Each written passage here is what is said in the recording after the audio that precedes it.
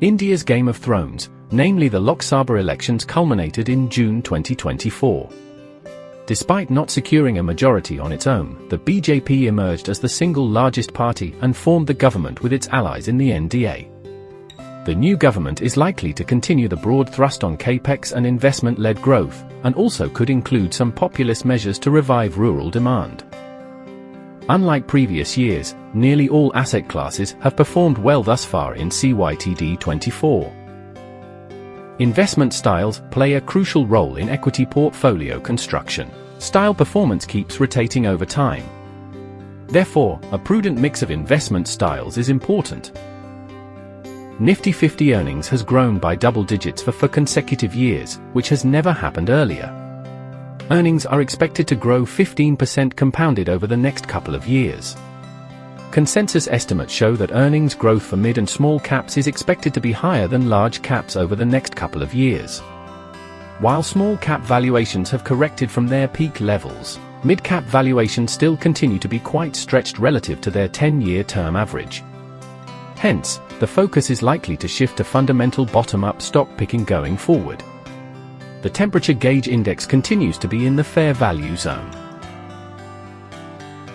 Based on their risk profile, investors having the appropriate level of equity allocation can continue to remain invested. If equity allocation is lower than desired levels, investors can increase allocation by implementing a staggered investment strategy over 3 to 6 months for large and multi-cap strategies, and 6 to 12 months for select mid and small cap strategies. Long-term GSEC yields had eased from October 2023 to March 2024, post which they have been trading range-bound. The upcoming union budget is likely to provide clarity in terms of the government's stance on fiscal consolidation going forward. We reiterate our view to have a duration bias in the fixed income portfolio so as to capitalize on the likely softening of yields in the next 1 to 2 years. 65% to 70% of the portfolio can be invested in combination of actively and passively managed debt strategies to capitalize on duration and accrual as per the evolving fixed income scenario.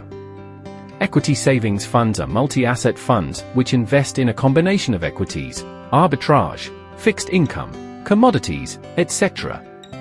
To improve the overall portfolio yield, 30% to 35% of the overall fixed income portfolio can be allocated to select high-yield NCDs, private credit strategies and REITs in VEITs.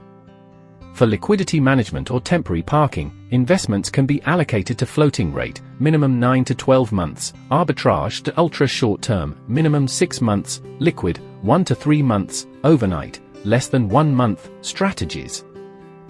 Outlook on gold remains positive due to central bank buying as well as ongoing geopolitical events.